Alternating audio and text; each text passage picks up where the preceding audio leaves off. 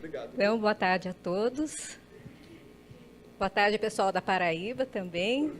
Então, é com satisfação que hoje nós temos aqui o módulo da odontopediatria. Antigamente, eu fazia uma apresentação das pesquisas clínicas que nós desenvolvemos na nossa área, mas com essa reestruturação da disciplina, sabendo da capacidade dos professores, por assistir palestra deles, principalmente o ano passado, no Grupo Brasileiro de Professores de Odontopediatria e Ortodontia, eu achei que seria muito proveitoso para vocês a palestra, as aulas deles, porque inicia a pesquisa clínica, então vocês agora que estão também iniciando a pesquisa de vocês, têm chance de começar de forma adequada. Então, com satisfação que eu recebo os professores, muito obrigada por terem aceito o nosso convite, por terem essa disponibilidade no final do semestre, vindo de São Paulo até aqui. Então, muito obrigada e garanto que vocês vão aproveitar muito todas as duas aulas. Então, inicialmente, nós vamos ter a aula do professor Fausto Medeiros Mendes, que possui graduação em odontologia pela USP de São Paulo, mestrado em odontopediatria e doutorado em odontopediatria também pela Faculdade de Odontologia da USP de São Paulo e atualmente é professor associado também da Faculdade de Odontologia da USP, área de odontopediatria. Então, com satisfação que trago que o professor Fausto recebo o professor Fausto, dizer que conheço o professor Fausto desde que ele iniciou as atividades acadêmicas na USP e pude ver com satisfação todo o crescimento que ele teve, um desenvolvimento com sucesso na carreira acadêmica. Né? Então, com a palavra, professor. Obrigado. Obrigado, professor. Bom, então, inicialmente também queria dar boa tarde, né, para todos. Pedir desculpa pelo atraso, a gente estava aqui, lá, veio para cá de novo, mas, enfim, conseguimos achar. Boa tarde ao pessoal da Paraíba também, pena que a gente não os vê, né? Eu acho legal esse esquema de aula à distância, mas principalmente quando você vê o pessoal, né? Que pode ser que lá eles estejam todos dormindo, ou desligaram o som lá deles e estão dançando quadrilha e a gente aqui. Não, mas estou brincando, provavelmente estão todos entretidos lá. Estão tudo em Campina Grande, né? Só puseram a câmera. Mas agora eles estão indo para... Agradecer o convite feito pela professora Beatriz, pelo professor Pedro. Para mim é sempre um prazer, uma satisfação muito grande retornar aqui, né? Eu brinco às vezes eu estou mais aqui que na USP. Às vezes o Pereira, toda vez que eu venho aqui, o professor Pereira ele me encontra no corredor. Ele fala, ué, mas você está mais aqui que lá, né? Você já arrumaram uma sala aqui para você? Eu falei, olha, quase. Então, para mim é sempre uma satisfação, uma grande honra poder estar aqui. E eu não poderia deixar de negar um convite da professora Beatriz, que, como ela disse, ela me acompanha já há algum tempo. Na verdade, ela foi professora da banca examinadora do meu concurso de ingresso na USP. E então, assim, né, desde que eu ingressei na USP, antes, né, na verdade, mas quando eu ingressei, a gente já tinha esse contato, e ela falou que fica feliz de ver o crescimento. Espero que ela não tenha se arrependido, né? Ou pior, o pessoal de lá não tenha se arrependido. Eu acho que não, né, professor? Porque depois a senhora foi numa outra banca, então... daí no concurso seguinte chamaram ela de novo. Né? Então tá bom, né? Acho que fizeram a escolha... acharam que fizeram a escolha certa. Então, obrigado. Para mim é sempre muito... legal poder estar aqui. Só para eu entender melhor, é uma disciplina, né, e vocês são todos alunos da pós. Que área? Várias áreas, mas tudo do programa de odontologia. Quem é da pediatria? Eu sou odontopediatra, né, só para... Tá. A maioria.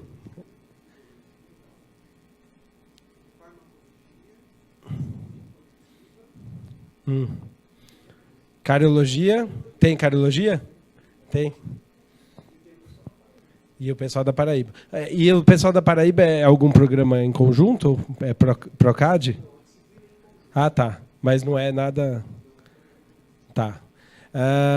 Bom, então, E alguns de vocês... E quanto tempo a gente tem, mais ou menos, cada um? Só para...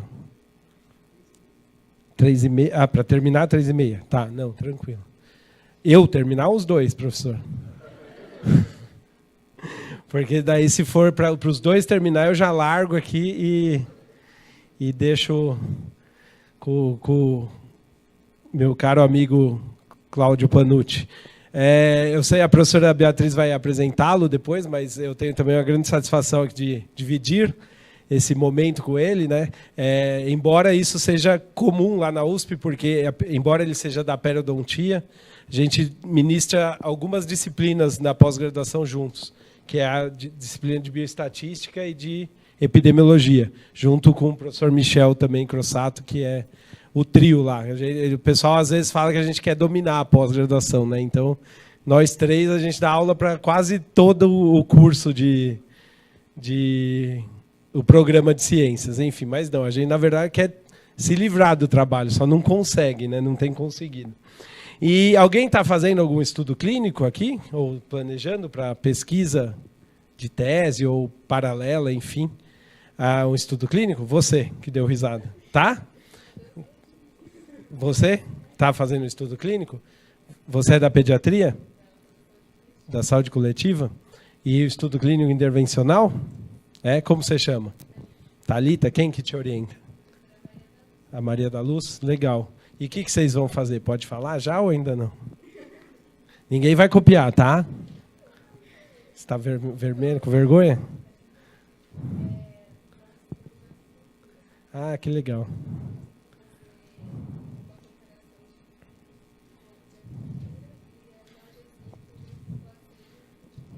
Ah, que legal. Você... Ah, tá, desculpa. Quer repetir no microfone? O pessoal da Paraíba ouvir. Eu repito, a Thalita falou que vai fazer um ensaio clínico sobre acupuntura, comparando... É um estudo clínico para ver analgesia, né? Legal. E o que eu ia falar? A gente tem... A Patrícia, né, tem uns trabalhos de acupuntura lá também legais. Você é dentista? Ah, tá. É isso que eu ia perguntar, lembrei. Porque essa menina que fez o trabalho com a Patrícia também ela não era dentista, se eu não me engano. Enfim, eu passo depois. Ela é bem entusiasta, assim, você vai gostar dela. Ela é bem animada, assim. Eu fiz a parte de análise, né, ajudei um pouco no delineamento, mas principalmente na análise. E às vezes a gente tentava convencer, mas deu igual. Não, mas a acupuntura é melhor. Eu falei, olha... Veja bem, né? Não, mas antecipou alguns desfechos lá, antecipou em 1 semana. Você tem que ir 2 vezes por semana no consultório, espetar a agulhinha e você acha que vai ser melhor ainda, né?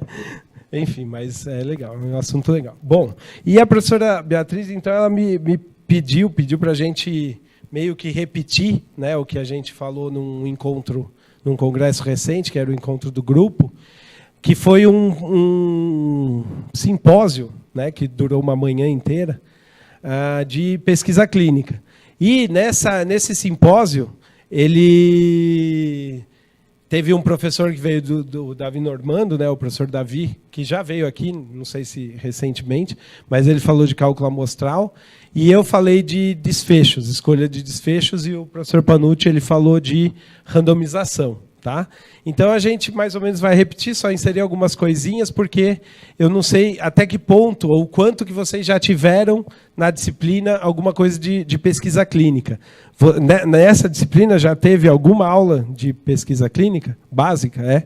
Ah, que bom. Então, dá para passar um pouco mais rapidamente algumas coisas.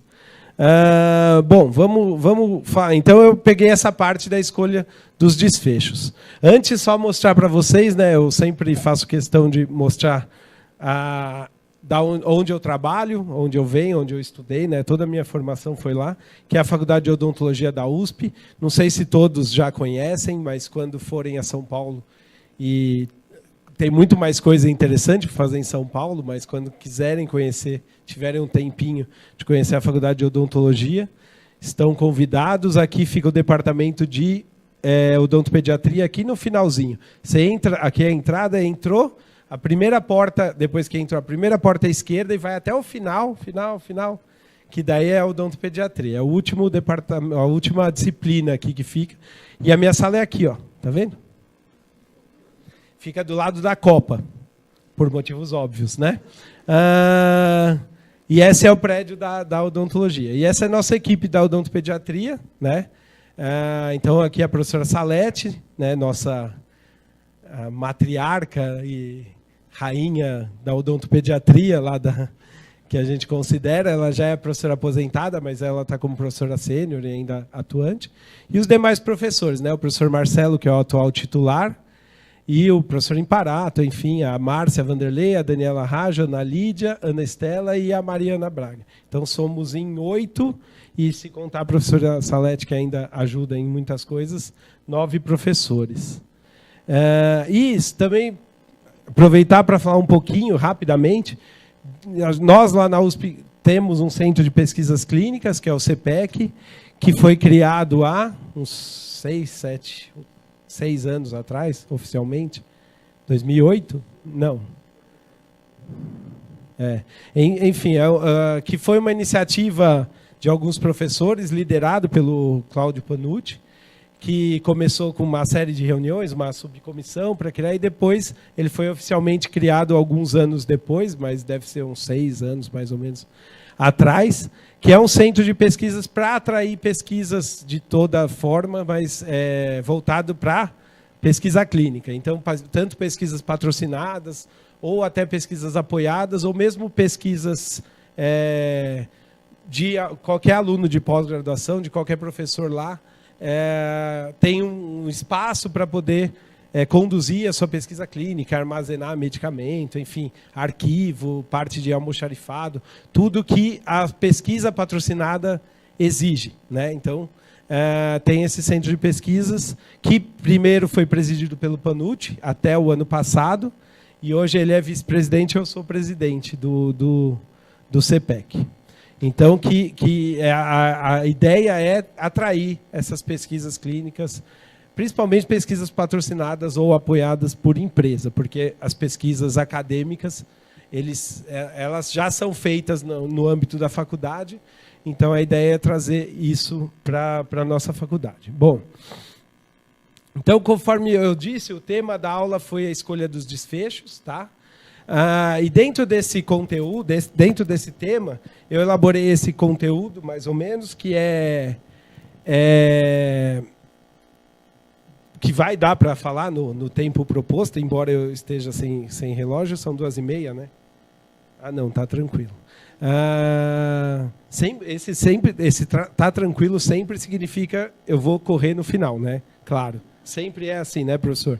A gente sempre fala que vai dar tempo e chega no final você dá uma corrida, mas vai dar. Até porque eu vou ter que correr um pouquinho porque vocês vão participar muito, né, da aula. Eles são participativos, professor?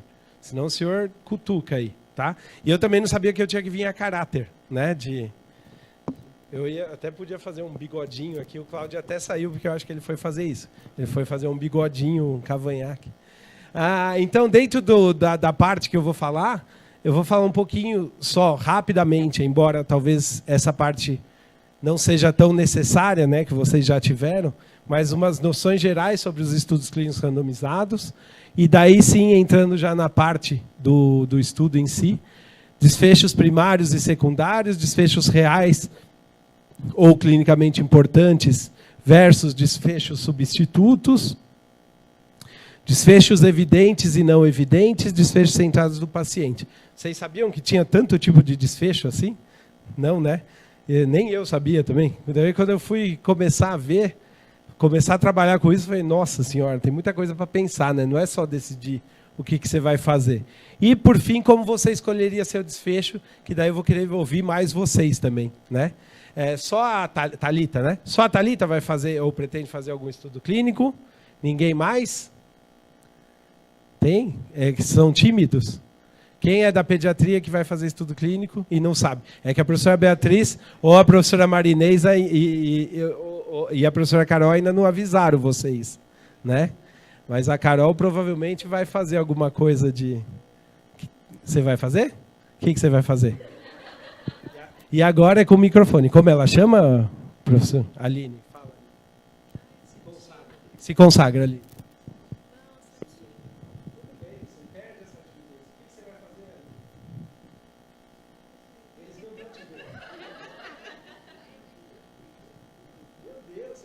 Vocês estão aqui na pós-graduação para quê? Vocês vão falar no microfone, né? Depois.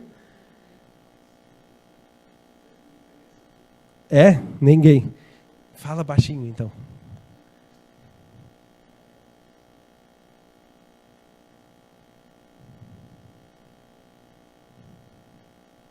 Detecção de erosão. Você é da onde? Fortaleza? E vai só a parte de diagnóstico. Tá, não vai fazer pesquisa intervencional. Legal, bem legal. Intervencional, a única louca, por enquanto, é a Thalita. Depois, vocês vão... Se vocês não forem fazer, vocês vão ter que pensar numa pesquisa clínica aí hoje, tá? Então, se vira. Então, esse vai ser o conteúdo. Bom, com relação às noções gerais, né, só para definir algumas coisas, o estudo clínico randomizado, o que ele é, né, como ele é definido, que é o objetivo da aula hoje, né, tanto minha como do Panucci. É um estudo clínico prospectivo, tá? Então, sempre quando a gente fala de estudo clínico randomizado, ele é prospectivo. Por que prospectivo? Porque senão você não consegue fazer a randomização adequadamente, né? A não ser que ele seja aninhado num outro estudo clínico já feito, mas ele vai ter essa natureza de sempre caminhar para frente, né? E que compara, geralmente, o efeito de uma intervenção como um controle. Isso é o estudo mais simples, né? Mais simples no sentido de delineamento que se pode ter. É você ter dois grupos, um grupo intervenção, que é o que você quer testar, no caso da Thalita, a acupuntura, certo? E comparar com o controle. Qual é o controle dela? Um analgésico. Já que ela visa testar a acupuntura para analgesia, ela vai comparar com um tratamento que já é conhecidamente eficaz, que no caso é um analgésico, certo? Perfeito? Estou certo? Muito obrigado. E a gente já estava até discutindo isso no carro, né? Eu e o Panucci. Como a gente dá aula de epidemia, bioestatística, muita gente vai lá. Muita gente não, mas alguns alunos vão lá para ajudar no delineamento. Você me ajuda aqui no delineamento, tudo. E muitas vezes eles chegam com 5 grupos, querendo fazer o estudo clínico. O Claudião até brincou, né? Não, 5 grupos é estudo em cachorro, em rato, em cachorro. Em pessoa não dá para fazer o estudo com 5 grupos, né? E ele até comentou, com 3 eu já fico um pouco irritado. Ele fica um pouco irritado, eu me irrito muito. Eu tento de tudo desconvencer a pessoa a manter 2 grupos. Porque isso vai facilitar muito a vida e vai te dar uma resposta um pouco mais direta, né? Então, apesar de ser um desenho bem básico, bem simples, é o desenho mais eficaz ou efetivo para se testar alguma coisa. Tem um diretor de imagem lá, quando eu saio da câmera, eu esqueço, né, que a câmera está me filmando. E aqui eu não fico na frente do slide, não, né? Como eles... Não, tá. Tem certeza? Porque eu sou meio largo aqui. Não? Tá? Obrigado. E o que é mais importante disso é que o que define o estudo clínico, além dessa comparação entre 2 grupos, ou mais, né, mas idealmente 2 grupos, e esse caráter prospectivo, é que a alocação é feita pela randomização. Tá? Eu não vou entrar em detalhes de randomização, porque o Cláudio vai falar só disso. Tá? Calma, como você chama? Lívia, você é da pediatria? Você vai fazer estudo clínico? Você é laboratorial? Tá. Mas depois você vai... Isso é mestrado.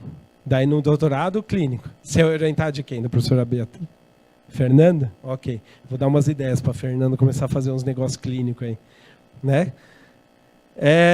Enfim... E a gente fala, né, a literatura, de modo geral, fala que é o estudo padrão ouro, né, para avaliação de eficácia e efetividade de tratamento. Tá? Tanto que, quando a gente fala de prática clínica baseada em evidência, Um estudo clínico, ou alguns estudos, os estudos clínicos, eles se encontram no topo da pirâmide de evidência. Tudo bem, né? Não fui eu. Ou seja, para você indicar alguma coisa para ser utilizada na prática clínica, é importante que você indique essa coisa baseada na melhor evidência disponível, né?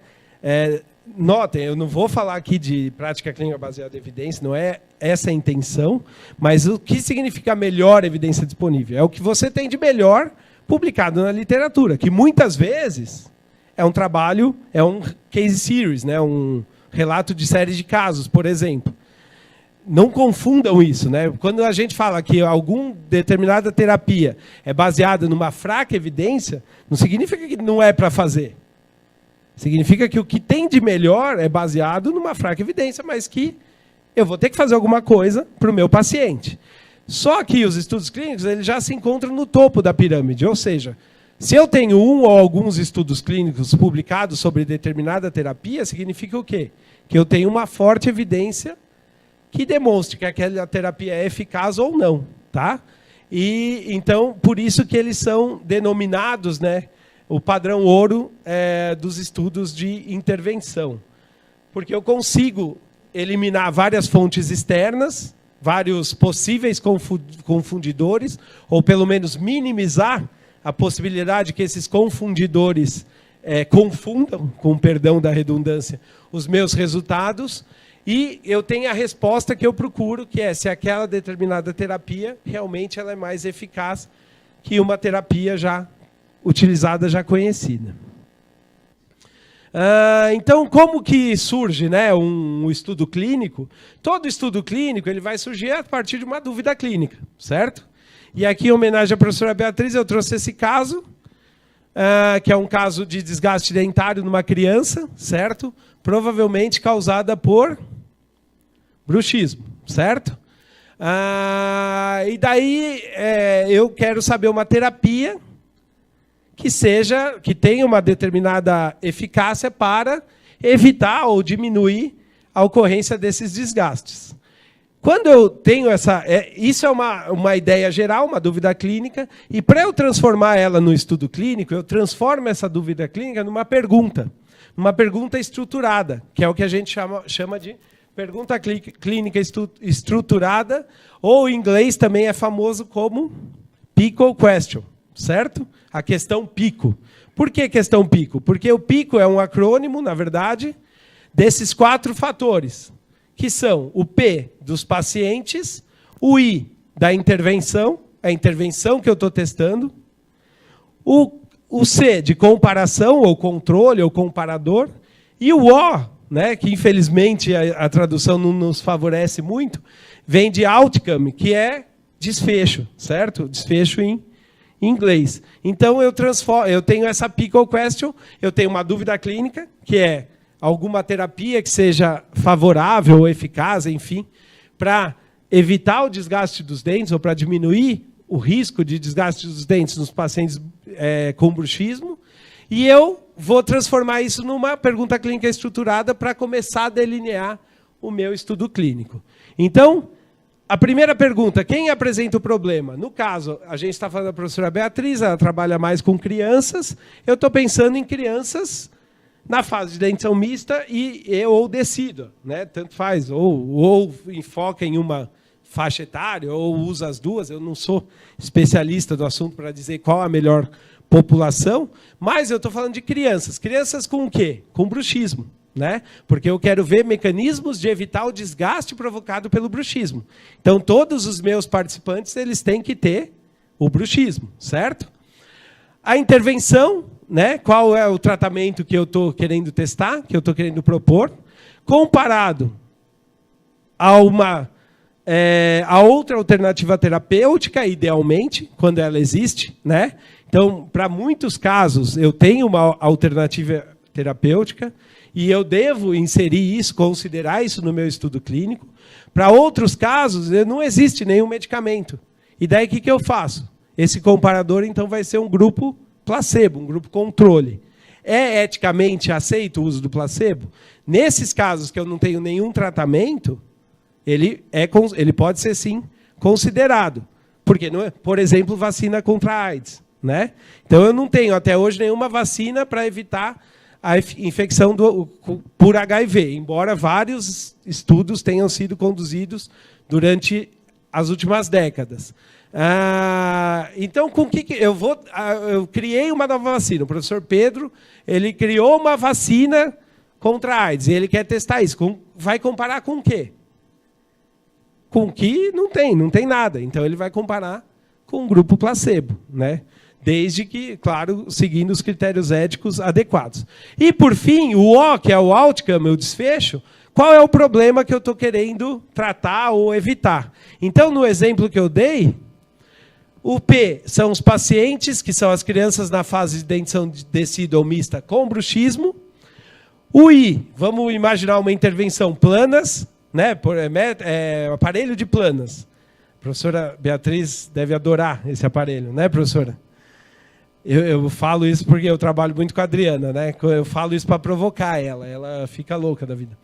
O comparador é a placa de mordida, que é um método que já tem alguns estudos clínicos, até algumas revisões sistemáticas que mostram que atualmente é o método mais eficaz para conter esse desgaste ou para diminuir a ocorrência desse desgaste.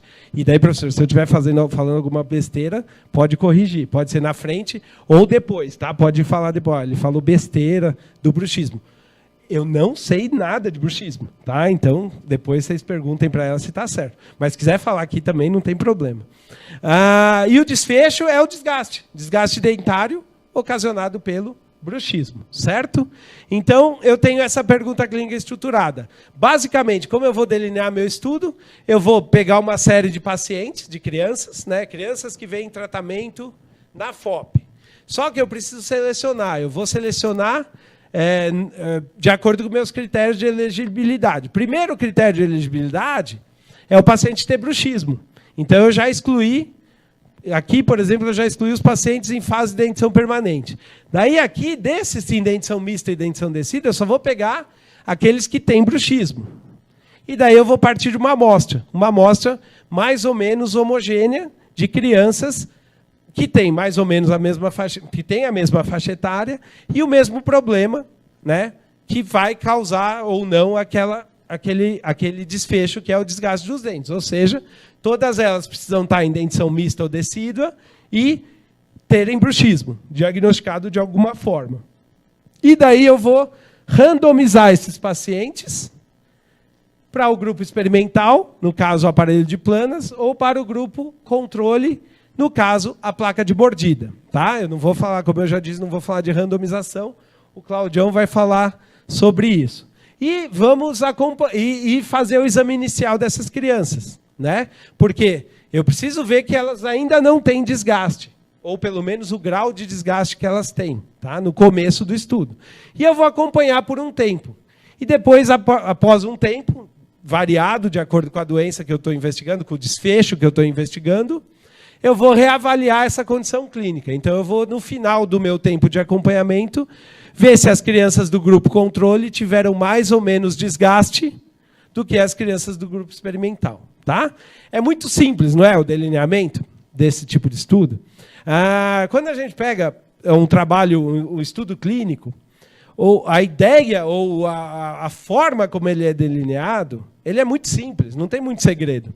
É muito diferente, por exemplo, do estudo laboratorial. Né? O professor Pedro, a professora Marinês trabalham muito com a Carol, trabalham muito com estudos laboratoriais. Aqui, né, se trabalha muito com a parte laboratorial.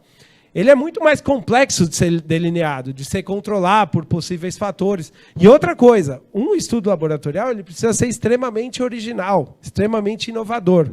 Um estudo clínico, você vai trabalhar em cima do que já tem. Né? Claro, você não vai trabalhar em cima do que já tem uma série de estudos clínicos.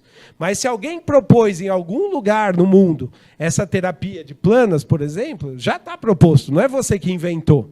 Você só vai testar ele por meio de um ensaio clínico. E o ensaio clínico é isso, são 2 braços, randomiza e segue. Né? Não tem muito segredo, embora muitos detalhes que devem ser considerados para que o ensaio clínico seja o mais fiel possível, que dê um resultado mais fiel possível. Tá? Mas o delineamento em si, ou a ideia por trás do ensaio clínico, é relativamente simples. E essa condição clínica que eu vou reavaliar no final do meu estudo é o que a gente conhece por desfecho, que é o assunto da aula de verdade, né? Até agora foi só o começo. Alguém tem alguma dúvida com relação a essa parte inicial? Tranquilo. Você tem? Não? Tem certeza? Você está com uma cara de ponto de interrogação. Não, estou brincando. Você está com uma cara de quem está entendendo tudo e animada. Muito bem. Como você chama? Luma? Muito bem, Luma de Oliveira. Fala.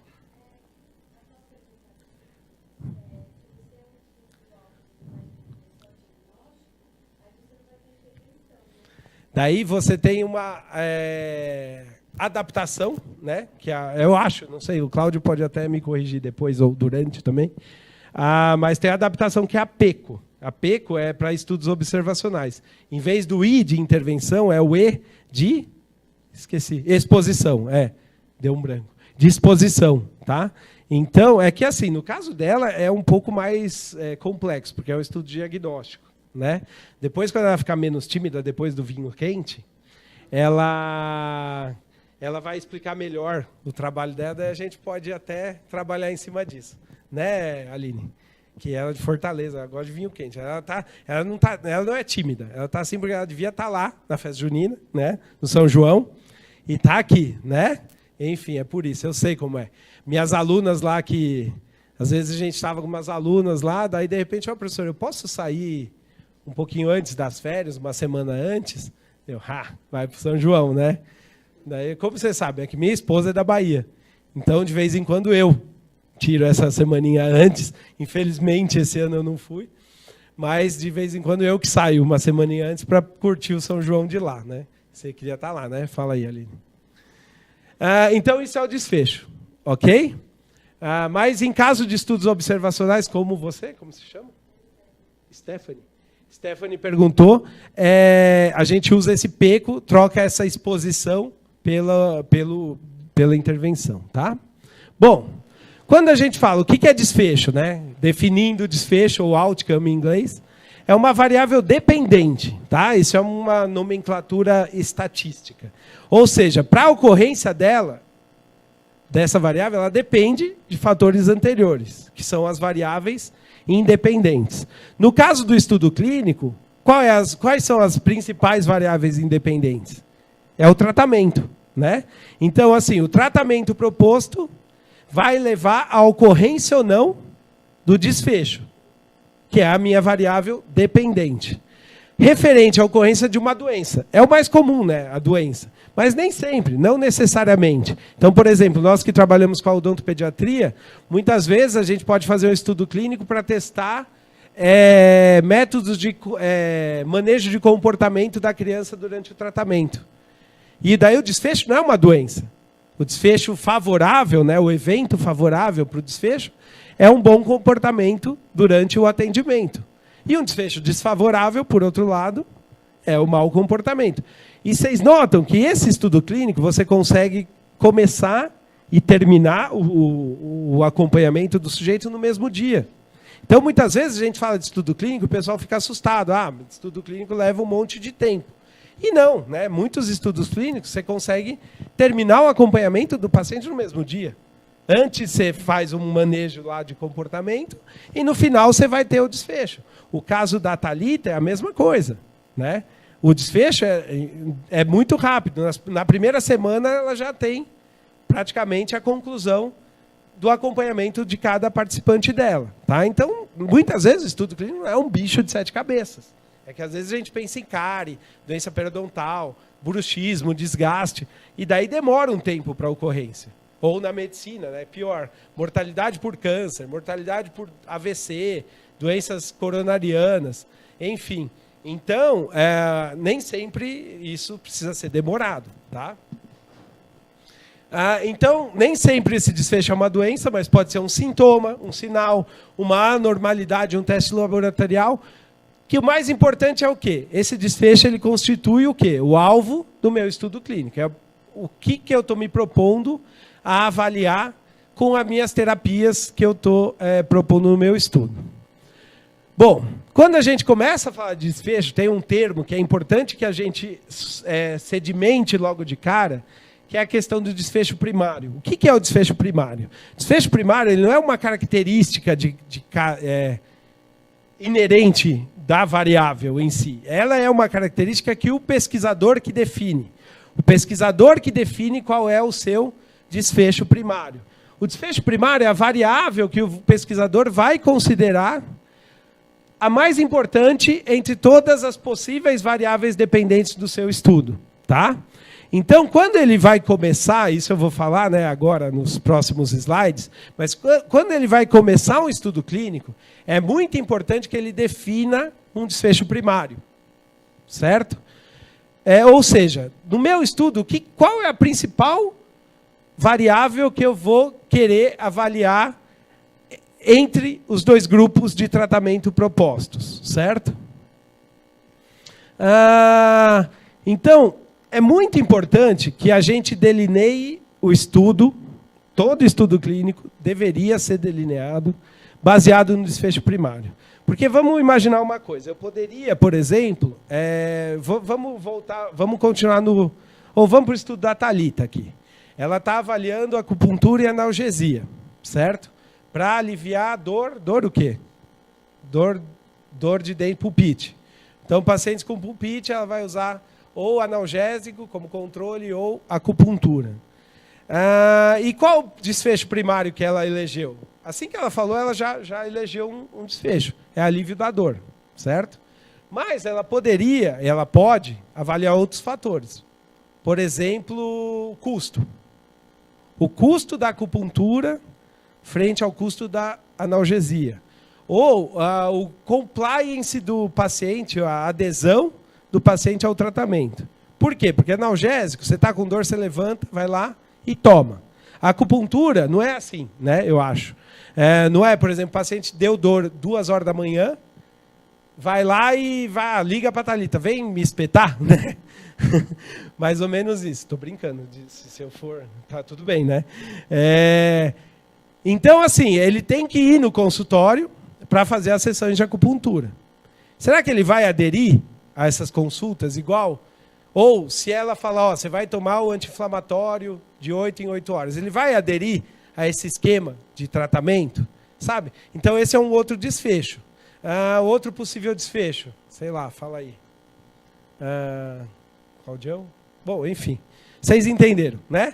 Então, pelo menos 3 desfechos aqui que poderiam ser avaliados. Ela pode ignorar e não falar qual é o desfecho primário dela? Pode. Tá? Poderia. Só que isso, hoje em dia, está cada vez mais sendo combatido, né? Essa proposta de você usar vários desfechos e não eleger um como desfecho primário. Vamos entender o porquê. Bom, por que o estudo ele deveria, idealmente, e deve, né, ser delineado baseado no desfecho primário? Primeiro, por questão de tamanho amostral, principalmente, randomização, ou de outros fatores de delineamento importantes, mas esses 2 principalmente. Então, eu deveria eleger esse meu desfecho primário e calcular o meu tamanho amostral baseado nesse desfecho primário. Estabelecer a minha estratégia de randomização baseado nesse desfecho primário. E, idealmente, ele deve ser definido a priori e não mudar. Não mudar, a não ser que tenha uma justificativa muito forte para essa mudança no meio do estudo. Então, quando você vai submeter o seu projeto para o comitê de ética, idealmente já tem que ir já com o desfecho primário definido. E o registro no Clinical Trials, né, ou outra base de dados. Então, a gente não vai falar muito disso, mas vocês devem ter tido alguma coisa. Todo ensaio clínico hoje em dia, idealmente, deve ser registrado. E, preferencialmente, numa base de acesso mundial, por exemplo, o Clinical Trials, que é do NIH, certo? É do NIH? O Clinical Trials? Da Biblioteca Nacional de Medicina, do PubMed, que está ligado ao PubMed. Por quê? Porque daí, quando for publicar, a primeira coisa que a revista vai pedir é isso.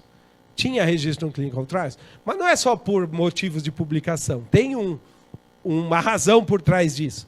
Por quê? principalmente nos estudos envolvendo a medicina, principalmente de drogas, de fármacos, que a indústria farmacêutica exerce uma pressão muito grande, eles querem evitar que você mude os desfechos de acordo com o interesse dos pesquisadores e principalmente da indústria. Então, você elege um desfecho primário, e você usa e considera, delineia e conduz todo o seu estudo baseado nesse desfecho primário. Pode haver mudança, não estou falando que é obrigatório, pode ser que haja mudança, mas daí você tem que ter uma justificativa muito, muito forte para fazer essa mudança. Geralmente é questão de tamanho amostral. Eu elegi esse desfecho primário, mas não está acontecendo isso. Então, eu vou ter que mudar. Isso seria uma justificativa. Então, idealmente, ele tem que ser definido a priori, tá? De começar o estudo, inclusive. E o que são os outros desfechos, os desfechos secundários? O custo, o compliance, que a Thalita avaliou, ou, sei lá, em outros estudos, né? Tempo de atendimento, qualidade de vida, né? Por exemplo, ela poderia aplicar um questionário. O tratamento melhorou a sua qualidade de vida pós-pulpite, né? Porque a pulpite deve causar uma queda significativa na qualidade de vida. Tem alguns instrumentos que medem qualidade de vida imediata, né? Associada a algum quadro agudo.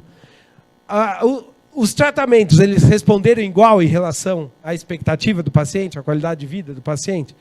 Então, todos esses são outros desfechos possíveis de ser avaliados. Ninguém está falando que eles não devem ser considerados, mas eles são tratados como desfechos secundários, que são outras variáveis dependentes, que são importantes também, para avaliar efeitos adicionais da intervenção. Então, um dos efeitos é a analgesia. Mas é importante que o paciente tenha aderência ao tratamento. Ou é importante que o paciente consiga pagar. Então, são desfechos que... Ou, vamos imaginar, que a acupuntura ele melhore um pouco até mais que o analgésico, a dor, só que o paciente se enche o saco de ir lá toda vez, tomar as agulhinhas, e ter que, né, e pagar um custo mais alto, que às vezes... Na opinião dele, o analgésico já resolveria os problemas, mesmo que a acupuntura tenha dado um resultado um pouco melhor. Tá? Então, tudo isso pode ser levado em conta. Eles também vão ser analisados ao final do estudo, só que eles são analisados e os seus resultados sempre devem ser analisados com ressalvas, respeitando algumas possíveis limitações. Então, é importante que você eleja desfechos secundários, é importante que você trabalhe bem eles, igual, né? Tenha o mesmo cuidado com o desfecho primário, no diagnóstico, na avaliação, no cegamento, enfim, em tudo. É importante que ele seja comparado, interpretado os seus resultados, mas a interpretação dos resultados deve ser feita com limitações. Por quê? Porque, por exemplo... o estudo ele é delineado, o tamanho amostral ele é delineado, ele é calculado baseado no desfecho primário. E pode ser que para alguns desfechos secundários ele não tenha poder. O seu tamanho amostral não tenha poder. Então, nos desfechos secundários, você tem um risco de falso negativo maior. Tá? Você tem um risco de ter uma resposta negativa, uma ausência de efeito entre os tratamentos, quando na realidade o tratamento testado ele é mais eficaz. Só que você não conseguiu detectar isso por falta de poder da amostra. Ou um outro possível erro, que é o oposto desse erro inicial, que é o risco de falso positivo, devido a múltiplas comparações. Então, em bioestatística, não sei se vocês já tiveram disciplina de bioestatística, ou se foi falado isso, porque isso não é uma coisa muito comum de ser falada, mas quando você faz várias comparações, tem uma coisa em estatística que se chama inflação do P. Né? Você acrescenta, adiciona uma probabilidade de um erro falso positivo, se aumenta a probabilidade de um erro falso positivo. Ou seja, o que é um falso positivo? Você detectar uma diferença entre os tratamentos, quando na realidade essa diferença ela é falsa, ou seja, ela não existe. Tá? Então, foi uma diferença detectada por algum erro metodológico, no caso, as múltiplas comparações. Então, os desfechos secundários eles devem ser avaliados, eles devem ser considerados, comparados, interpretados, mas sempre com limitações, com ressalvas. E esse trabalho é bastante interessante, até quem me mostrou foi o Claudião. Por que é importante eu eleger um desfecho primário? Esse trabalho, ó, o título, essa é uma matéria de um site, eu enganei milhões de pessoas dizendo, né, fazendo elas pensarem que o chocolate ajuda a perder peso. Que maravilha, né, uma notícia dessa. Fala se não é motivo para fazer um feriado, Dia Internacional da perda de peso com a dieta de chocolate, não é? E o pessoal inventa cada dieta, imagina. Dieta, como é, a paleolítica, está na moda, né? Low carb, não sei o quê. Dieta do chocolate, olha que maravilha. Eu ia ser uma pessoa muito feliz, né? E a minha qualidade de vida ia aumentar enormemente com essa dieta. Se aplicar o questionário de qualidade de vida, eu ia ser uma pessoa feliz. Não sei se mais magra, mas feliz eu ia, né? E o que eles fizeram? Na verdade, isso foi um grupo de jornalistas com formação acadêmica, e eles fizeram um estudo clínico de verdade, com poucos voluntários, acho que na Alemanha, se eu não me engano, e eles deram para um grupo randomizado, deram para um grupo chocolate, para outro grupo uma dieta normal. E eles avaliaram centenas de parâmetros, avaliaram tudo que possa imaginar. Colesterol, diabetes, tudo, né? Metabólitos. E um dos que deu diferença em favor do chocolate foi a perda de peso. E daí eles publicaram, eles chegaram a publicar numa revista, obviamente não muito confiável, mas publicaram. E logo depois eles mandaram uma carta falando que aquele era um estudo falso, embora verdadeiramente realizado, mas com vários problemas metodológicos e que não deveria ser considerado. Por que eles detectaram a diferença em alguns dos desfechos? Por causa da questão das múltiplas comparações. Então, o que acontece? O que poderia acontecer? Um cara faz um trabalho, inventa um novo medicamento, faz um trabalho e testa ele para tudo. E daí, em algum lugar, ele vai achar uma diferença estatística. E daí ele pega aquela diferença e publica em cima dessa diferença. Isso é equivocado. Deveria estar na aula que o senhor mencionou. Foi hoje de manhã a aula? Não, foi semana passada, de fraude científica. Isso é uma fraude científica. Tá? Por isso que é importante que a gente estabeleça um desfecho primário. Então, a escolha do desfecho primário a priori é importante. Por quê? Além dele ele dar parâmetros para um cálculo de tamanho amostral e randomização mais adequados, tá? Além de evitar essas possíveis fraudes. E diminui a chance de erros falsos positivos. No entanto, a gente tem que entender, não significa que o desfecho primário seja o mais relevante para o paciente. Tá? É isso que eu estou dizendo. Quem estabelece o desfecho primário é o pesquisador, claro que baseado numa justificativa plausível. Mas, às vezes, não significa que ele seja o mais relevante para o paciente. Então, eu tenho que entender que tipo de desfecho que eu estou trabalhando, com que tipos de desfecho que eu estou trabalhando. E a primeira divisão que eu faço é um desfecho real ou clinicamente importante. Tá? É que real ele fica meio... ele dá uma interpretação dúbia. Mas o que seria um desfecho real? Na verdade, um desfecho clinicamente importante, um desfecho que é percebido pela maioria dos pacientes. Ou esse desfecho ele pode ser um desfecho substituto. Em inglês é muito utilizado esse termo, desfecho surrogate. Né? Qual que eu devo escolher? Um desfecho real ou clinicamente importante? O que vocês acham? O pessoal lá de trás, que não falou nada ainda. Como você chama mesmo? Você. Ana Camila. Tá. Você está namorando o Diego ainda ou terminaram? Casou, graças a Deus. Então não dei nenhum fora. Fala aí, Ana Camila, qual que eu devo escolher? Ela ficou vermelha também. Esse pessoal, né, tá tímido. O senhor precisa introduzir uma aulas de teatro aqui para o pessoal se soltar. Eles fazem? Tá vendo? Você já passou pela disciplina? Então, por favor, para o próximo semestre, você se inscreva. Qual desfecho eu vou escolher? Um desfecho clinicamente importante ou desfecho substituto?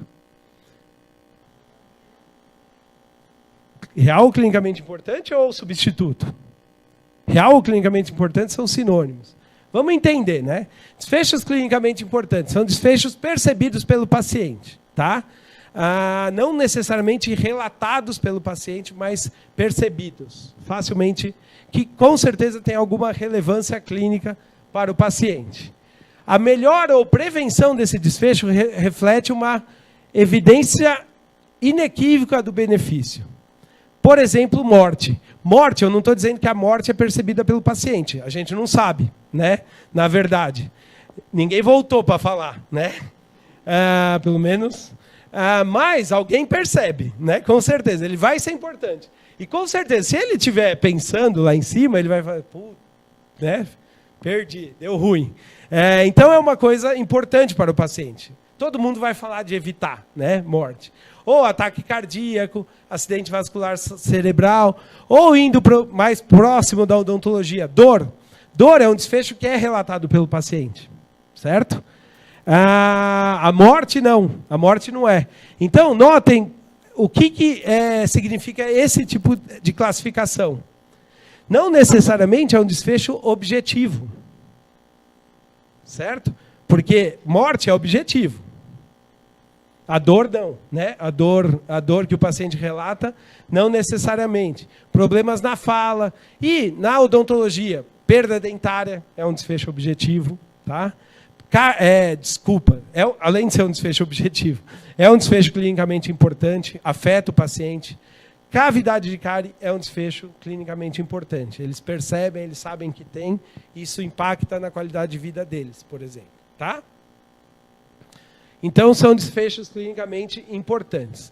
Já os desfechos substitutos, ou surrogates, são geralmente sinais clínicos ou laboratoriais, que normalmente o paciente nem sabe que tem, não percebe, tá?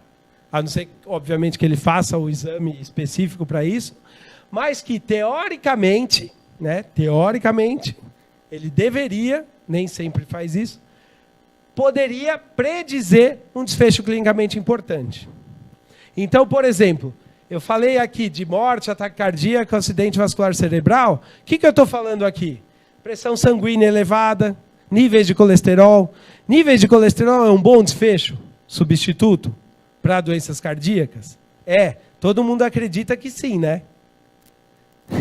Todo mundo acredita.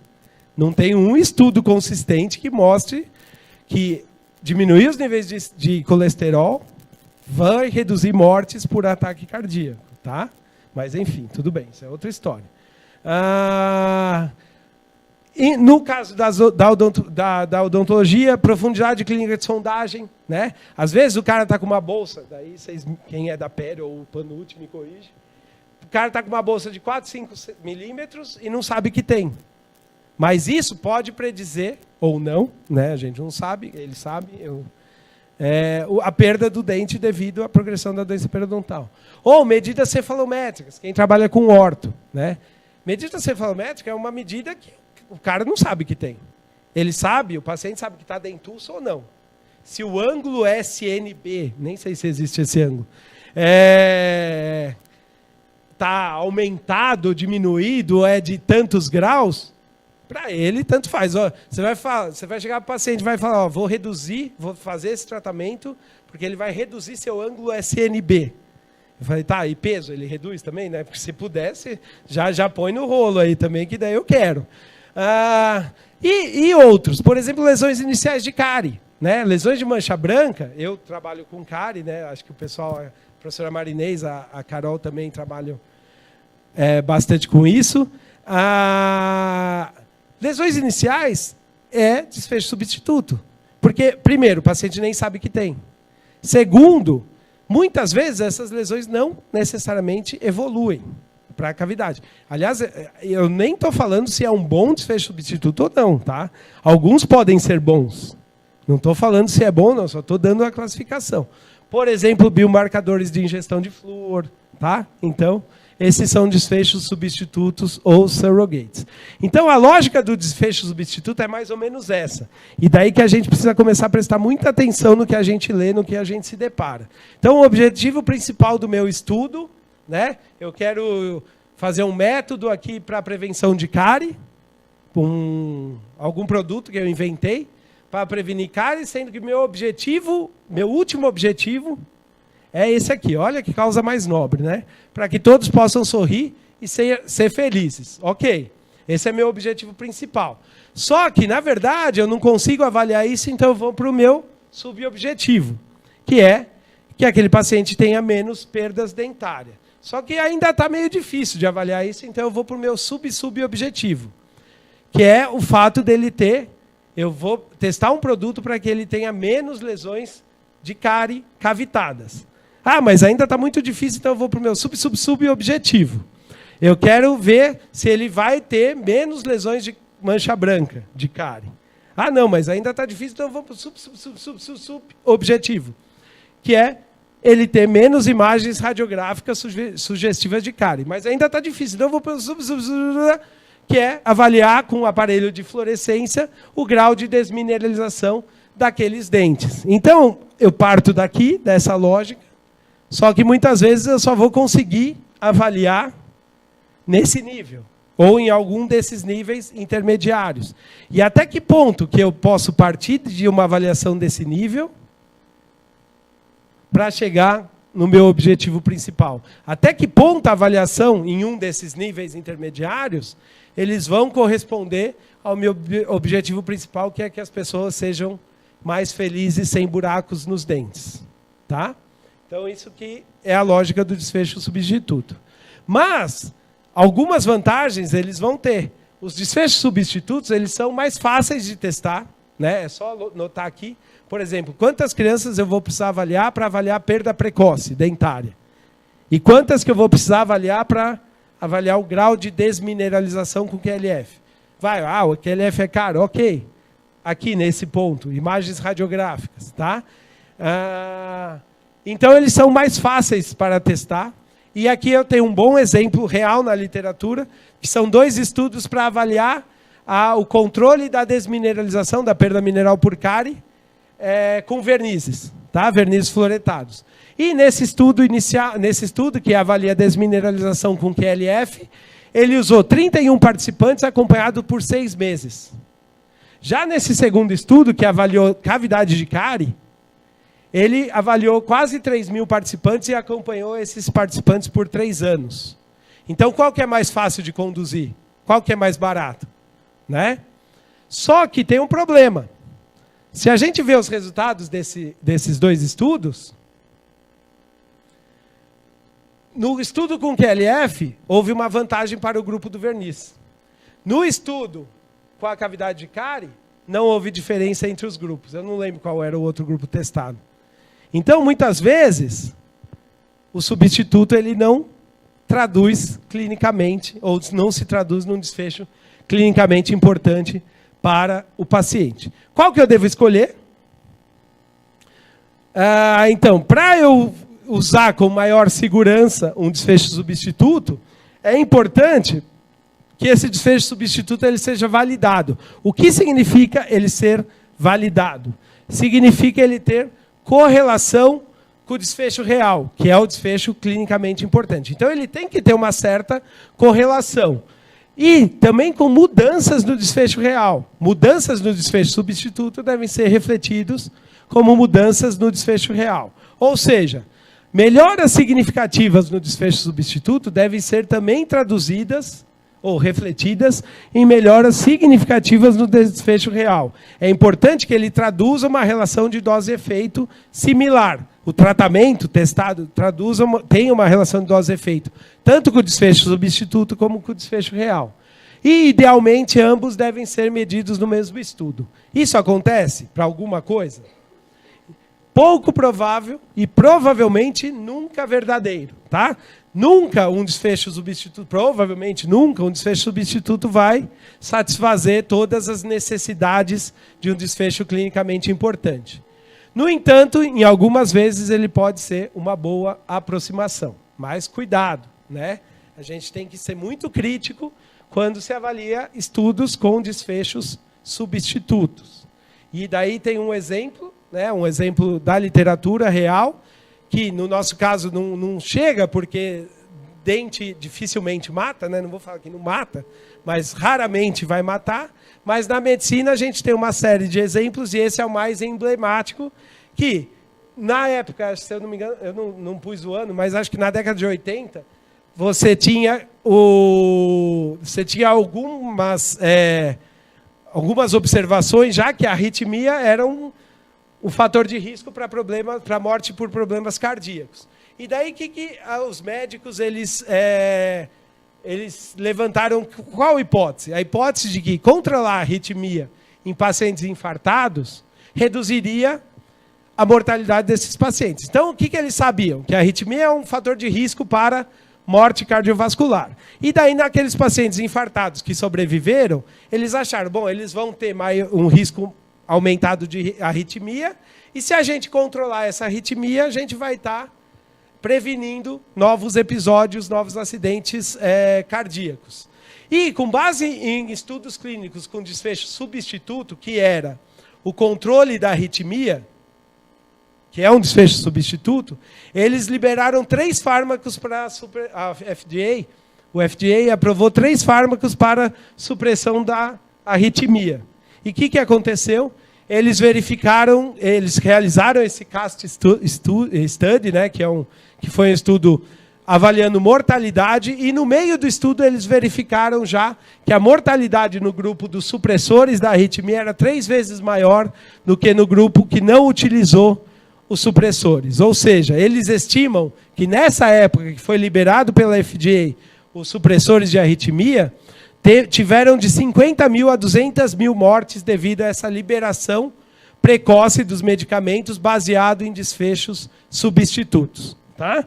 Então, quando eles avaliaram um desfecho clinicamente importante, que é a mortalidade, eles viram que o buraco era bem mais embaixo. Tá?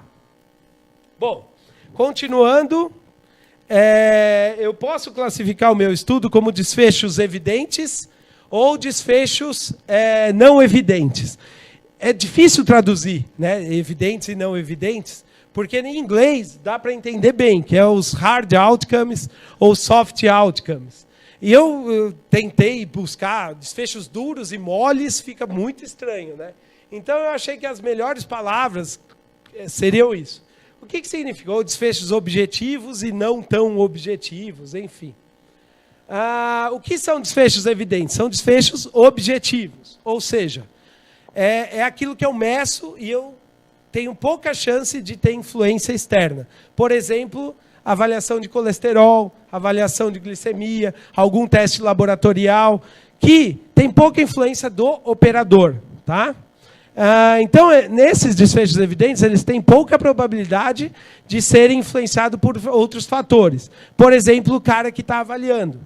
Né? O cara que está avaliando, principalmente se o estudo não for cego, ele vai ter uma preferência. E daí, quando ele for fazer a avaliação, ele pode enviesar essa avaliação, porque você não está usando um desfecho tão evidente, tão objetivo. Então, quais os exemplos de desfechos objetivos? Morte, por exemplo. Né? Morte é um desfecho objetivo. Morreu, morreu, já era. Não tem história. Só que aqui eu acrescentei essa questão, morte por qualquer motivo.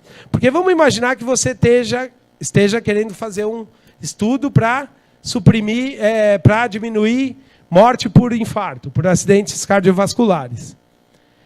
Você definir que a morte ocorreu por um acidente cardiovascular, ok, não é tão difícil assim. Mas pode ser sujeita à interpretação. Agora, se você considera qualquer tipo de morte, daí não tem erro. Não é um desfecho tão... É um desfecho mais objetivo ainda. Porque se o cara morreu atropelado, se o cara morreu porque um raio caiu na cabeça dele, ele morreu e pronto. E qual a lógica? A lógica é que, num estudo randomizado, essas mortes, por vários motivos, elas ocorram igualmente entre os grupos, sem afetar a análise estatística. Então, em um grupo caiu um raio na cabeça do cidadão, no outro o cara foi atropelado. Mas acaba se equiparando. Então, é um desfecho mais objetivo ainda do que a própria morte provocada pela doença que você está investigando. Tá? Níveis de colesterol. Então, notem, um desfecho substituto, mas que aqui ele é classificado como objetivo, porque é uma medida, é uma técnica, é um kit lá de detecção que você vai lá. Claro que é influenciado por alguns fatores, mas não é tão influenciado por interpretação. É aquele valor e pronto. Perda dentária, e daí também aqui eu posso colocar por qualquer motivo. Porque às vezes perdeu o dente. Ah, mas foi por cárie ou por trauma? Eu estou testando algum método para controle de cárie. É por cárie ou por trauma? Ah, não interessa. É esperado que os dois grupos tenham a mesma chance de ter trauma ou de ter perda por outros motivos. Tá? E cavidade de cárie é um desfecho relativamente objetivo. Já os desfechos subjetivos, eles são mais suscetíveis a viés, porque os desfechos não evidentes, porque eles são mais subjetivos. Então, por exemplo, dor. Dor é relatado pelo paciente, dor é subjetivo. Né? O limiar de dor é diferente para cada paciente. Tá? O compliance, então, você perguntar, e aí, você aderiu ao tratamento? Ou você pergunta, quantos comprimidos sobrou? E o cara traz a cartelinha. Isso é uma forma de avaliar a compliance. No entanto, ele pode, não tomei tudo, né? Deixa eu jogar fora. Então, é um desfecho mais subjetivo. Lesões iniciais de cárie é menos objetivo do que lesões de cavidade de cárie. A percepção do paciente, impacto na qualidade de vida, são tudo desfechos que são influenciados. Então, sempre quando for possível, qual desfecho eu vou escolher? O hard ou o soft? Sempre que possível, o desfecho é evidente. Mas nem sempre é possível. No caso da Thalita, ela vai querer avaliar a dor. Que desfecho objetivo que vai ter? Tem até alguns aparelhos, sei lá, né? Enfim. Mas que não traduzem. Às vezes o aparelho não traduz o que o paciente está sentindo. Tá? Mas, sempre que possível, tentar usar desfechos evidentes. E quando for usar, ou quando não for possível, quando você optar pelo uso de um desfecho não evidente, vai tentar minimizar o risco de viés. E tem várias estratégias para minimizar esse risco de viés, né? Através da randomização, do sigilo de alocação, que o Claudio vai falar também. Definição clara do desfecho, isso é importante. Por exemplo, eu quero avaliar mancha branca no meu estudo. Só que para eu avaliar a mancha branca como desfecho, eu tenho que descrever o que eu vou considerar mancha branca. Vai ser mancha branca avaliada pelo índice CEDAS, por exemplo. Tá? Que tem uma descrição clara. Para evitar ou minimizar a possibilidade de influência. E o cegamento, que é uma estratégia extremamente importante para diminuição desse viés de relato. Bom, cheguei até aqui, eu sei que eu estou atrasado, né, professor? Mas eu demoro mais uns 10, 15 minutos e a gente dá um intervalo. Como o vinho não tem álcool, vai ser menor. Se tivesse álcool, a gente ia longe. A gente falou até aqui, só que a gente não pensou numa coisa. E daí, sempre nas aulas, né, quem já assistiu minha aula sabe que é tradicional, eu trago meu filho, que ele reflete, ele é uma criança muito reflexiva, e ouve falar de pesquisa, essas coisas, epidemiologia desde pequeno. Então, ele sempre vem com umas perguntas difíceis para o pai, né? Valdineia, né? Tudo bem? Tá, pai. Todos esses estudos que você falou, avalia exame de sangue, buraco no dente, manchinha, imagens psicodélicas, né? E daí ele me pergunta, e onde eu entro nessa história? Porque assim, se a gente for pensar, para o paciente, transportando isso para a cárie, né, mas cada um transporta para a área de preferência, isso aqui é um problema para ele. Ele sabe que tem, a mãe dele sabe que tem. Isso causa dor, causa problemas estéticos, problemas de função, e isso, de fato, impacta a qualidade de vida da criança. Mas isso aqui, ele não sabe que tem. Isso não é um problema para ele. Pelo menos, ainda não. Pode virar um problema, mas agora não é um problema. Certo, Thalita? Ou seja, eles querem ser ouvidos também, né? Os pacientes, eles querem ter voz. Eu delineio minha pesquisa clínica, eu penso no desfecho mais apropriado para mim, eu, pesquisador, eu clínico, né? No desfecho mais adequado para mim, em nenhum momento eu vou perguntar para ele o que ele quer. Então, para isso que servem os desfechos centrados no paciente, que são desfechos que se preocupam com o bem-estar. do paciente, de alguma forma. E que, geralmente, eles são reportados pelos próprios pacientes, né? Em muitos casos, eles mesmos que reportam esses desfechos. E, muitas vezes, obviamente, são desfechos um pouco mais subjetivos do que do que cavidade de cárie, por exemplo, do que perda de dente. Mas, às vezes, uma cavidade de cárie para um paciente pode não ser nada. E a gente não vai levar isso em conta, né? Claro, cavidade de cárie, estou extrapolando um pouquinho, mas pode ser, né? Quantas vezes não chegou na clínica, paciente com o dente mais para lá que para lá, ou mais ou menos, doença periodontal, e ele ou com um problema endodôntico, que fala, não, eu não quero tratar, eu quero tirar o dente. E o dente diz, não, você precisa tratar, você precisa tratar. Tá, mas se ele quer tirar, né? Por que a gente tem que sempre se colocar como os donos da verdade? Os que sabem o que é bom para o paciente. Será que a perda daquele segundo molar, com doença periodontal já em um estágio relativamente avançado, ou a tentativa de manter, raspar e várias sessões, tudo, será que é a mesma coisa? Será que isso vai influenciar tanto o paciente? Se é um paciente fóbico, por exemplo, com medo de dentista, que vai ter que ir 200 sessões lá para fazer raspagem, cirurgia, tudo. E num dia ele extrai e se livra do dentista. Então, também a gente tem que olhar pelo lado dos pacientes. Tem que sair um pouco dessa ideia que nós somos os donos da verdade, nós sabemos o que é bom para o paciente. Tá? E, para isso, servem os desfechos centrados no paciente e que são variáveis que são realmente importantes para o paciente. Por quê? Porque eles que falam, né, para a gente que aquilo é importante. Pois esse efeito desse tratamento que eu estou avaliando, ele é avaliado pelos próprios olhos do paciente. Por isso que eu sei que ele, de fato, é importante. Claro que cada paciente vai ter um valor, vai ter uma ideia. Mas isso, no geral, eu vou ter que saber, em média, qual que é a ideia que o paciente tem de bem-estar para ele. Tá? E que aspectos, né? Os mais variados aspectos. Por exemplo, dor. Diminuir dor é um desfecho importante para o paciente? É. Desconforto. Necessidades de intervenções futuras. Às vezes eu quero salvar o dente às custas de várias intervenções futuras. E às vezes ele tirando aquele dente, não vai ter necessidade de novas intervenções. E é isso que ele quer. A estética, né? O custo, qualidade de vida, felicidade. Né? Ele acha que vai ser mais feliz daquele jeito. Tá? Então, isso são todos desfechos centrados no paciente. E já tem uma iniciativa muito forte na medicina para encorajar que os pesquisadores façam mais estudos clínicos com desfechos centrados no paciente. Por exemplo, esse site, que é o PCORI. O PCORI ele é um site do Patient Centered Outcomes Research Institute. E nesse site tem uma seção que os próprios pacientes entram.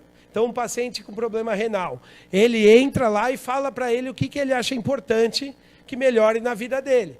Que muitas vezes não é a sobrevida. Né? Eu pus até essa foto aqui no começo. Não sei se todos assistiram esse filme. Ele chama, Antes de Partir, né? Chama em inglês The Bucket List. Que os caras tinham câncer terminal e estavam nem aí para o tratamento. Eles queriam, né, pular de paraquedas, ir para o Himalaia, enfim. E, às vezes, ele prefere ter 3 meses de vida fazendo tudo o que ele não fez, do que estender a vida dele num hospital por 8 meses. Tá? E os médicos e os dentistas, eles, às vezes, não se preocupam ou não pensam em ouvir isso. Né? Então, o PCOR ele incentiva esse tipo de iniciativa. E o Handbook Cochrane ele já elenca, né, uma série de desfechos que são importantes para o paciente, relatado pelos próprios pacientes. Então, por exemplo, mortalidade, anos de vida perdida, eventos mórbidos, derrame, eventos cardíacos, doença recorrente, fardo, né, para o próprio cuidador. Às vezes, o paciente ele é um paciente especial, com um alto grau de deficiência mental, e ele nem sabe o que está acontecendo. Ou paciente com Parkinson avançado. Parkinson, tá certo? Alzheimer, eu sempre confundo os dois. Alzheimer avançado, que às vezes o fardo é do cuidador e não do paciente. né? Ou os sintomas, sentimentos do próprio paciente. Então, todos esses foram relatados pelos próprios pacientes. E daí esse artigo é recente, saiu ano passado na Journal of Dentistry, e a pergunta é essa: os pesquisadores da área odontológica, eles estão perguntando questões importantes para o paciente? O que eles fizeram? Eles fizeram uma revisão sistemática, não sistemática, mas uma revisão, né? Nesses periódicos, são mais importantes da área: JDR, Journal of Dentistry, o de orto, de pediatria, um de prótese, um de endo e um de cirurgia e um de pério, né? Então, eles avaliaram todos os estudos publicados nos últimos 3 anos. E o que eles foram investigar? Quais desfechos que estavam sendo avaliados nos estudos de um modo geral. E eles verificaram que 44% dos desfechos, de um modo geral, eram focados primariamente na visão clínica, a visão do clínico, o que o clínico considera como importante para aquele estudo. Sendo que 90% quase eram desfechos primários. E desses, né, dos desfechos, e só 34% que era desfecho centrado no paciente, ou 22% desfechos centrados em ambos clínicos e centrados no paciente. E a conclusão desse artigo é que há uma ênfase muito grande nos desfechos centrados nos problemas clínicos, e não tanto nos problemas centrados nos pacientes, principalmente quando você considera os desfechos primários, tá? Muitos avaliavam como desfechos secundários, desfechos centrados nos pacientes, mas o desfecho primário era sempre um desfecho clínico. Perda de dente, ou doença periodontal, ou cavidade de cárie, enfim, vários medidas cefalométricas, enfim, o que o clínico considerava importante. E para encerrar, como que eu vou escolher meu desfecho? Eu vou selecionar um desfecho substituto, um desfecho clinicamente importante ou um desfecho centrado no paciente? O que vocês acham melhor? Já estou acabando. Agora, em 5 minutos a 10, eu termino. O que vocês acham? Depende do objetivo. Depende é uma resposta boa, né? Ela serve para quase tudo. Depende. Não está errada. Na verdade, está certo. Depende. Depende do quê? Do estudo? Da doença? Depende de alguns fatores, né? Então, depende do quê? Viu? Estava certo. Depende. Depende da fase do estudo clínico, né? A gente não falou disso, nem vai falar, mas você tem estudos de fase 1, fase 2, fase 3. Depende muito em que fase você está, né? Dificilmente você vai usar um desfecho clinicamente importante no estudo de fase 2. Por exemplo, mortalidade. Fazer o estudo de fase 2. O que serve o estudo de fase 2? Para ver a viabilidade, a resposta dos pacientes com a doença a determinada droga, por exemplo. Então, eu não vou ver mortalidade no estudo de fase 2. Eu posso ver no estudo de fase 3. Ou no ensaio clínico de eficácia, ou no ensaio clínico pragmático, ou de efetividade. O que é o ensaio clínico de eficácia? Aquele mais controlado, mais bonitinho, né? Que os pesquisadores ligam toda semana para os pacientes, para os participantes, para ver se eles estão bem. Se eles faltam, na tarde seguinte, não precisa nem ser no dia seguinte, alguém já te liga, você faltou a consulta, tá tudo bem? Pergunta se está tudo bem, né? Que é aquela coisa do afeto. Não, tá tudo bem, eu esqueci. Não tem problema, amor. Você pode vir à tarde? Ou pode vir amanhã? Pode vir semana que vem? Não, eu te busco, não tem problema, eu pago Uber. Terminou o estudo, vida real, né? Não veio, perdeu a vaga. É mais ou menos assim. Então, isso é o estudo de eficácia, que é aquele controladinho. O ensaio de efetividade é o que mais se aproxima da vida real. Muitas vezes feito, por exemplo, no serviço, né? Então, no serviço, o cara não veio, paciência, faltou, perdeu, né? Então, tudo isso vai depender da doença em questão. A gente vai ver alguns exemplos de problemas bucais, e daí vocês vão entender por que isso é muito dependente da doença. Do estágio atual do conhecimento. Então, por exemplo, eu criei um medicamento que reduz colesterol. Certo? Já fiz um ensaio de eficácia, reduzindo o colesterol, já fiz um ensaio maior, ou outro grupo de pesquisadores fez um ensaio que reduz o colesterol. Ok. Eu vou prescrever, então, em quem tem colesterol alto? Não, então talvez um ensaio com um desfecho mais importante, que são eventos mais clinicamente importantes. Problemas cardíacos, risco de acidente vascular cerebral ou até mortalidade. Tá? Eu não vou fazer outro estudo mostrando que reduz colesterol, porque isso eu já vi. Da terapia a ser testada e da viabilidade do estudo clínico. Porque muitas vezes a gente estava falando hoje, para fazer o estudo de pério com desfecho realmente importante, que é perda dentária, você demora 5, 10 anos com sei lá quantos mil pacientes, ou quantos centenas de pacientes. Né? Será que isso é viável? Né? Talvez você tenha que usar algum desfecho para substituir isso. Bom, então qual seria o melhor desfecho, por exemplo, para um método de controle de cárie dentária? Então eu tenho algumas possibilidades. Desfechos substitutos, o QLF é um método objetivo de avaliação de fluorescência, contagem de micro-organismos, o desfecho que é clinicamente importante, cavidade de cárie, perda do dente, tá? Provocada por cárie, e desfechos centrados no paciente, dor, qualidade de vida. Qual que vocês selecionariam? Quem trabalha com cárie, ou mesmo quem não trabalha, o que vocês acham que é o mais importante aqui? Dor? Dor é importante, mas pensando também na execuibilidade do estudo. Porque imagina, você começa um estudo em crianças, sem cárie. Até eles terem dor e um número suficiente de pacientes com dor, né? Então precisa de um estudo muito grande, e o tempo de acompanhamento muito grande. Cavidade de cárie também, mas dependendo do estágio do conhecimento, e a gente sabe que esses... Obrigado, professor. A gente sabe que esses outros desfechos substitutos, eles não são bons preditores para os desfechos clinicamente importantes. Então, o de eleição aqui, claro que depende de outros fatores, são as lesões de cárie, as cavidades de cárie.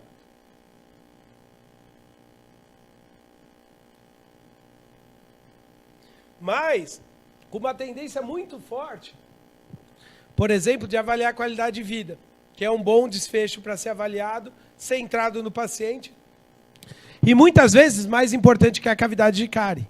Para o paciente é mais importante. Tá? E o teste da linguinha? Só para... Vocês sabem o que é o teste da linguinha? O teste da linguinha foi um negócio que inventaram, né? Que a criança nasce e vai alguém mexer na boca da criança quando ela nasce. Já não basta tudo que mexe na criança quando ela nasce, agora precisa ver a linguinha. E, em casos de diagnóstico positivo, é encaminhado a anquiloglossia, que é cortar a língua do seu filho recém-nascido no momento super propício, né, da maternidade, que você está lá com o seu filho pequeno. Vão falar, não, tranquilo, só vão cortar a língua do seu filho. E acham que é tranquilo isso, né? Bom, e daí os estudos, eles se baseiam no quê? Daí tem os desfechos substitutos, que é pega, né? O jeito que o bebê pega no peito da mãe para mamar. Os estalidos, tem criança que mama e faz estalido, fica até legal, né? É rítmico, tá? Fica até legal, não sei, eu nunca dei de mamar, mas o ritmo das mamadas, a criança cansa. Os desfechos clinicamente importantes, o desmame precoce e o crescimento e desenvolvimento do bebê. Se afeta o crescimento e desenvolvimento, ou se faz com que a criança seja introduzida por fórmulas precocemente, é um desfecho clinicamente importante. E outros relatos centrados no paciente, a frustração da mãe, a dor no seio. Nesse caso, desmame precoce, né? Por quê? Crescimento e desenvolvimento também, mas daí com fórmula você já compensa, então o desmame precoce é o desfecho principal. E talvez esses, porque avaliar pega, estalido, se a criança está crescendo, está mamando, me poupe, né? Me economize. Enfim. Outro desfecho relacionado para orto, para um tratamento para retrusão maxilar, as medidas falométricas, né? Vou reduzir o ângulo SNB. Eu só lembro desse ângulo, não sei onde ele é, mas eu lembro que ele existe. Avaliação clínica, né? Se melhorou a estética ou não, pela avaliação do clínico. Alguns relatam uma melhora na capacidade respiratória, com retrusão maxilar. Ou a percepção estética do paciente, qualidade de vida. Qual desfecho vocês escolheriam aí, como desfecho primário? Paciente, né? avaliação clínica para ver se a retrusão melhora ou a percepção do paciente. Porque se ele for em busca de tratamento, ele quer que aquilo melhore. E esse aqui, fluorose. Então eu quero investigar um dentifrício de baixa concentração para ver se reduz fluorose. Eu tenho concentração de flúor na unha, flúor na urina, que eu posso medir. Tenho a avaliação clínica da fluorose, que é feita pelo dentista. Percepção do paciente, qualidade de vida. Nesse caso. Oi?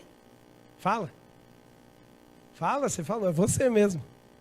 Fala, se consagra. Como você chama? Fala aí, Rosiana. Luziana. Fala aí, Luziana. Você está certa.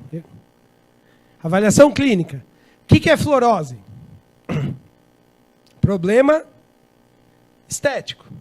Quem tem que se queixar de um problema estético? O paciente. Então, o que tem que reduzir? A percepção do paciente. Ele tem que ficar feliz ou triste porque ele teve fluorose ou não. E não o dentista. Né? Então, a avaliação clínica é um desfecho que pode até ser utilizado, mas um desfecho secundário, porque não faz sentido eu avaliar pela visão do dentista. Quem tem que se queixar de fluorose é o paciente. Professor, de novo, né, em homenagem à professora Beatriz, essa foi checada, eu chequei da outra vez, professora, está certo? Ela falou que está. Não sei se mudou alguma coisa. Desordens temporomandibulares. Eu posso usar como desfecho substituto a eletromiografia. Alguns estudos avaliam amplitude de abertura de boca, que é uma avaliação clínica, e o outro é dor e qualidade de vida. Qual o desfecho mais importante de ser avaliado? Dor e qualidade de vida, né? Óbvio. Quem vai reclamar é o paciente. Ah, você abriu mais a boca, 2,5 milímetros. Estatisticamente significante, o laser do grupo do não laser. Ah, que bom, eu consigo comer um pedaço de... Eu consigo dar uma bocada maior na minha coxinha. Para gordinho, talvez isso seja um desfecho favorável. Mas para a maioria da população, abrir 2 milímetros a mais ou a menos, não tem diferença, né? Então, tem que ver dor e qualidade de vida. E, por fim, perda dentária por doença periodontal. Profundidade clínica de sondagem é o desfecho substituto. Embora ele seja avaliação clínica, ele seja avaliado clinicamente. Para a perda dentária, ele é um desfecho substituto. A perda decorrente da periodontite ou impacto na qualidade de vida? Qual o desfecho que eu vou trabalhar? Claudião, fala aí. Um estudo viável. Impacto ou perda. E factível, realizável, profundidade clínica de sondagem. Dá também. Eu não pus a qualidade de vida, eu não tinha certeza. Sim.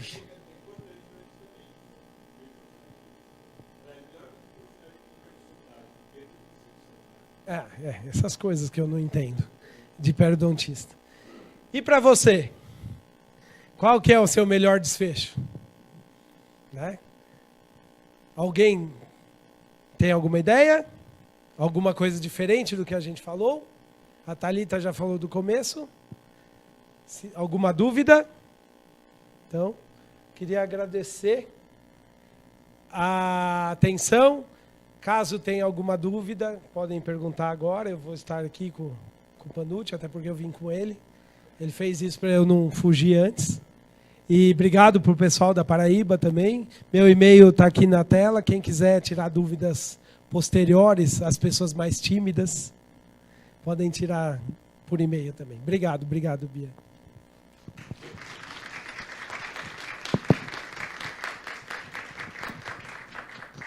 Bom, alguém quer fazer alguma pergunta? Não?